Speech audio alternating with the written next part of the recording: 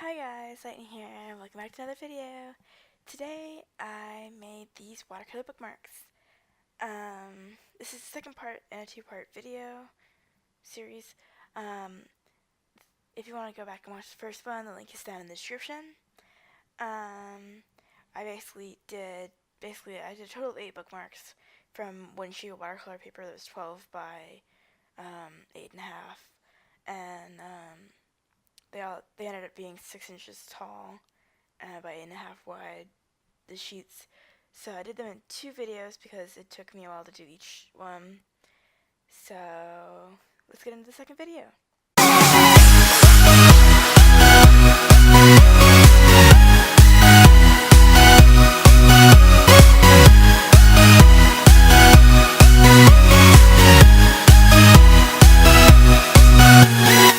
So in this video, again, I taped down my workspace. This time I did something different from last time. I did fold it over the edge, so that instead of sticking it to my workspace, it stuck to itself and I didn't have the issues with lifting it up. There are 2 reasons to tape it. One is to keep the watercolor paper from bending, and the second is to separate the bookmarks themselves and give a little white space around the border. Now, doing it this way, it still gets the support enough that it doesn't bend, but it also is still able to separate the bookmarks and it doesn't stick to my paper. So, in all, I felt like this was a better way to tape it, because it still kept it fairly sturdy and prevented the bending that happens when you don't tape it at all. And I was putting minimal water on in this particular type, so it was not as much of an issue. So getting into the watercolor, the first bookmark I did was a rainbow one. So I started with red, orange, yellow, and green and blue, and did this basically coat of water. And then what I come back and do is I clean it up and then make sure that the gradient is all nice and neat. As you can see, I added some more orange because it was kind of faded. It didn't really look right. And then I wipe off the edges. And I'm just cleaning it up. So next, I grab some rubbing alcohol, and a pipette. And I use the pipette to get some of the alcohol and drip it onto the paper. And as you can see, I use my finger to splatter a little bit. And what this does is it repels the water, making these white spots that look like bubbles, which I thought was really neat. So as you can see, I wet my paper for the next one, and this one I do a blue to red gradient, and you'll see what I do is really neat with this one is I use my water brush to spread it, but I pick it up and I run the water around using gravity's effects to help me blend the color. I do darken the color because the blue isn't running nearly as well as the red is, and I wanted to mix nicely. So see, I tilted around for a while, trying to mix it, trying to get a neat color in the middle, and as you can see, it's starting to turn to a purple, and so there.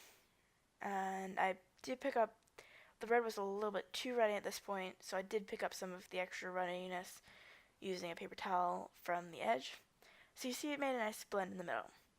So the next bookmark, I decided to go with a different technique, and I did a blue gradient at the top, and I wanted to make like a blue and purple version of what I just done.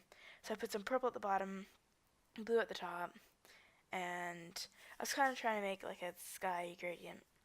So this time I put some salt on, and in the last video I also did a salt one, but it didn't work as well because the water was not, I didn't put it on while it was wet. You'll see later on this one worked out really, really well. So on the next bookmark I did a blue sky-like gradient, and then I did some gray at the bottom to simulate snow because it was a Christmassy theme. It was becoming Christmas, so I wanted to have like a snowy theme. Um, and I put some rice on that one to simulate like snowflakes.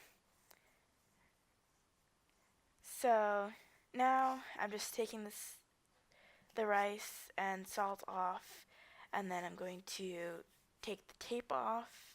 And as you can see, the rice and salt did a lot better job in this version. If you previously watched the other video, you can see it made a lot more difference, and it really looks pretty. So I take the tape off, and it came off a whole lot easier than it did last time. I didn't have to take it. I didn't have to peel it off of my paper as well, which was nice. So doing these edges, you just gently. You don't even need to have nails to pick it off the back. The masking tape comes off really easily, and voila! Took me a whole lot less time to take the tape off this time than it did last time, which is saying something, even in speed mode. So then I use my cutting board and go ahead, just try and tap off as much of it as I can. Then I just swipe all of the rice and salt grains to the sides so I don't get it on my cutting board. So I used the cutting board. I left some of the white space around the edge to give it that sense of balance and contrast that I really, really liked from the originals. And I just went through and cut all four of them out. I do use a Fiskars cutting mat, which I really absolutely love. My particular one has a little wire down the center, so it makes it really easy to line things up. So that's really neat, and I really like it. So just cutting the ends, because I wanted all four sides to match. I just go back and cut the ends to make that match. Hey, so this is pretty much the final product. Um, this is right before I brush off the stuff, but I didn't get a good shot of it before I cut them. Um, Thanks for watching. If you want to see more like this, click the like button and subscribe. You can also check out my website in the description, where I post pictures like this and videos. I also post pictures on my Instagram of art that I've done. So that's also in the description. So hope you enjoyed. Have a great day, and goodbye.